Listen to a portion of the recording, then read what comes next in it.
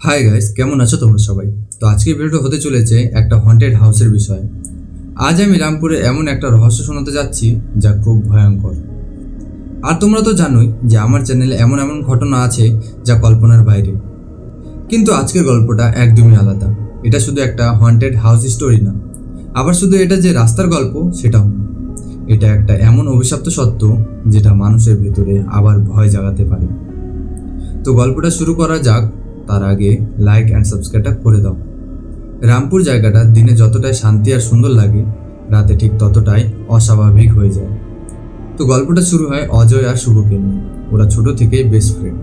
একই স্কুলে একসাথে পড়াশোনা করেছে, একই কলেজে, এমনকি একই পাড়ায় তাদের বাড়ি। এমনকি ওরা মজা করে বলতো আমরা একসাথে বিয়ে করব। কিন্তু সময়ের সাথে সাথে সব বদলে যায়। অজয়ের বেস্ট ফ্রেন্ড শুভ আগে বিয়ে করার সিদ্ধান্ত নেয়। শুভ বিয়ে করার ইচ্ছা ছিল একটা বড় জায়গা। সে বিয়েও করে আর সে তার ইচ্ছাটা পূরণও করে। তার বিয়েটা রাখে সে রামপুরে। অজয়ের একটু খারাপ লাগে, কারণ সে বুঝতে পারছিল তাদের ফ্রেন্ডশিপটা আর আগের মতো নেই। তবুও সে যায়, কারণ যতই হোক শুভ তার বেস্ট ফ্রেন্ড হয়। দিনটা ছিল 24শে মার্চ। অজয়ের কাছ থেকে আসতে একটু লেট হয়ে যায়। তো সে ফাটাফট রেডি হয় আর গাড়ি নিয়ে বেরোয় পড়ে সে তার বেস্ট ফ্রেন্ডের বিয়েতে যাওয়ার জন্য। শুরুতে একদম সবকিছু ঠিক ছিল। গাড়িতে গান বাজছিল, হালকা বৃষ্টি, রাস্তা ফাঁকা। এটা একটা বেস্ট ফিলিং। কিন্তু এই বেস্ট ফিলিংটা আর বেশিক্ষণ থাকলো না। রামপুর ঢোকার পর গুগল ম্যাপে হঠাৎ একটা শর্টকাট দেখায়। অজয় ভাবে এমনিতেও তো লেট হয়ে গেছি, তো শর্টকাট নিয়ে তাড়াতাড়ি পৌঁছায় যায়। কিন্তু এখানে একটা সমস্যা ছিল। তাকে যেতে হতো একটা জঙ্গলের ভেতর দিয়ে। তার দেরির কারণে সে কিছু না ভাবে সে যাওয়া শুরু করে। প্রথমে সব ঠিক ছিল, কিন্তু কিছুক্ষণ পরেই সে খেয়াল করলো রাস্তাটা এতটাই শুরু যে শুধু তার গাড়িটা যাওয়ার মতো জায়গা আছে। চারপাশে শুধু জঙ্গল, কোনো বাড়ি নেই, আলো তো একদমই নেই। এই জঙ্গলে তো কোনো লোক আসার কোনো কথাই নেই। সে যেতে যেতে খেয়াল করলো তার ফোনের নেটওয়ার্ক পুরো চলে গেছে। সে নিজেকে বোঝায় আর একটু গেলেই তো ঠিক চলে আসবে। এখানে তো কোনো টাওয়ার নেই, তাই হয়তো নেটওয়ার্ক চলে গেছে। কিন্তু 10 মিনিট, 15 মিনিট, 20 মিনিট চলে যায়, কিন্তু কিছুই বদলায় না। তার ফোনে নেটওয়ার্কও আসতেছিল না।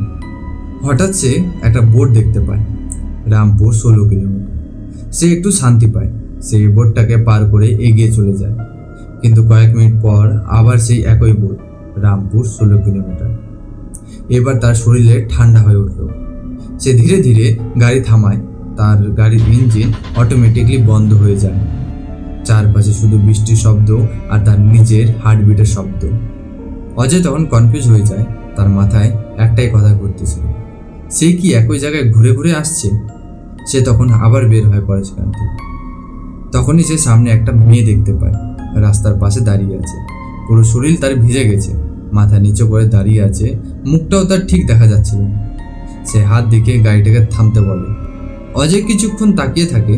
তার ভেতরে একটা অদ্ভুত ভয় কাজ করে, কিন্তু তবুও সে গাড়িটা থামায়। মেয়েটা ধীরে ধীরে গাড়ির ভিতরে উঠে বসে। দরজা বন্ধ হওয়ার সাথে সাথেই অজয়কে কেমন যেন একটা অদ্ভুত ঠান্ডা অনুভব হলো। এসি বন্ধ, তবুও ঠান্ডা, কেমন একটা অদ্ভুত ঠান্ডা লাগে তার। সে জিজ্ঞাসা করে, আপনি ঠিক আছেন? মেয়েটা প্রথমে কিছু বলে না। সে চুপচাপ বসেছিল। তারপর খুব আস্তে বলে, আমাকে সামনে ওই বাড়িটার কাছে নামিয়ে দেবেন। অজয় সামনে তাকায়। দূরে একটা পুরনো বাড়ি দেখা যাচ্ছে। সে বাড়িটা পুরো অন্ধকারে দাঁড়িয়েছিল, যেন এমন মনে হচ্ছিল অনেক দিন থেকে বাড়িটা বন্ধ রয়েছে। অজয় সেখানে গাড়িটা থামায়। সে মেয়েটা নামে। অজয় জিজ্ঞাসা করে, আপনি কি এখানে থাকেন? সে মেয়েটা কোনো উত্তর দেয়নি। ধীরে ধীরে সে বাড়ির দিকে হাঁটা শুরু করে। অজয় ভিউ মিররে তাকায়। তখন সে দেখতে পায় সেখানে কেউ নেই। সে আবার তাকায়, আবার দেখে সে মেয়েটা সেখানে ছিল না। তার বুকের ভেতর হঠাৎ ধাক্কা লাগে। ঠিক তখনই সে দেখে বাড়িটার দরজা আস্তে আস্তে নিজে থেকেই খুলে গেল। এইবার অজয় আর কিছু না ভেবে সেখান থেকে ঝটপট গাড়ি অন করে চলে যায়। কিছুক্ষণ পরে সে শুভর বিয়েতে পৌঁছে যায়। সবকিছু একদম নর্মাল ছিল, নাচ, গান, হাসি, যেন কিছু হয়নি এখানে। অজয় নিজেকে বোঝায় সবকিছু কাল্পনিক ছিল। অজয় বেশ মজা করে, নাচ, গান, হাসি ঠাট্টা, বেশ মজা করে সে সেখানে। কিন্তু রাতে ঘুমাতে গিয়ে সে বারবার একই জিনিস মনে করতে থাকে। সেই রাস্তা, সেই মেয়ে, সেই বাড়ি, এগুলো কি ঘটছে তার সাথে? সে কিছুই বুঝতে পারতেছিল না। তখনই রাতে তার এমন মনে হচ্ছিল এই বাড়িতেও অদ্ভুত কিছু আছে। পরের দিন সে শুভকে বলে সে আলাদা কোথাও থাকতে চায়। শুভ একটু চুপ করে থাকে, তারপর বলে একটা বাড়ি আছে, কিন্তু ওটা ভালো না। ওই বাড়িটা কেউ থাকে না, ওটা একটা ফাঁকা বাড়ি। অজয় জোর করে আমি ওখানে থাকবো, আমি ওখানে থাকবো। অজয় জোর করে সে ওখানে থাকবে। শুভ বুঝতে পারতেছিল না যে এ এত জোর করতেছে কেন। এই বিষয়ে বেশি মাথা না লাগিয়ে শুভ রাজি হয়ে যায়, কিন্তু একটা কথা বলে, ভেতরে ঢোকার আগে দরজা নক করবি। তখনই বলে ঠিক আছে। তারপরে অজয় বলে আজকে আমার বন্ধুর বিয়ে, আজকে আমি খুলে মজা করব। সবাই তখন বেশ এনজয় করে আর হালকা ফুলকা ড্রিঙ্কও করে নেয়। রাতে তখন 2টা। অজয় সে বাড়ির সামনে এসে দাঁড়ায়। চারপাশে অদ্ভুত নিঃশব্দতা। সে কয়েক সেকেন্ডে দাঁড়িয়ে থাকে, তারপরে সরাসরি সে দরজা খুলে ঢুকে যায়। শুভ বলছিল সে বাড়ির ভিতরে ঢোকার আগে নক করবে, কিন্তু অজয় সে নক করেনি। অজয়ের ড্রিঙ্কের কারণে তার মাথায় কিছুই ছিল না।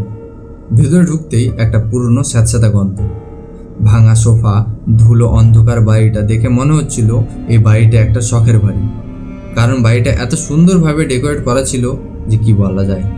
হঠাৎ সে একটা শব্দ শুনতে পায়। তার এমন মনে হচ্ছিল কেউ ঝগড়া করতেছে, একটা পুরুষ আর একটা মহিলা। অজয় দরজার কাছে গিয়ে দেখে বাইরে থেকে তালা মারা আছে, কিন্তু ভেতর থেকে শব্দ হচ্ছে। সে ড্রিঙ্ক করছিল, সে কারণে তার বেশি ভয়ও লাগতেছিল না। তখন সে কান লাগিয়ে শুনতে লাগে। 1 সেকেন্ডের জন্য সব কিছু দেখা যায়। একটা লোক তার নিজের বুকে ছুরি মারছে, আর মাটিতে একটা মহিলা পড়ে আছে। মহিলাটার চোখ খোলা, আর সেটা সরাসরি অজয়ের দিকে তাকিয়ে রয়েছে। অজয় ভয় পেয়ে পিছিয়ে যায়, দৌড় দিয়ে বাইরে আসে, কিন্তু বাইরে আসে সে থেমে যায়। রাস্তা নেই, শুধু জঙ্গল আর জঙ্গল, আর দূরে সেই একই মেয়েটা দাঁড়িয়ে রয়েছে। এইবার সেই মেয়েটা মাথা তুলে বলে, তুমি তো আমাকে আগেও এখানে এনেছিলে। অজয়ের মাথা ঘুরে যায়। সে বুঝতে পারে সে এই জায়গা থেকে আর বেরোতে পারবে না। আজও রামপুরে সে রাস্তা অদৃশ্য মহিলার রাস্তা নামে পরিচিত।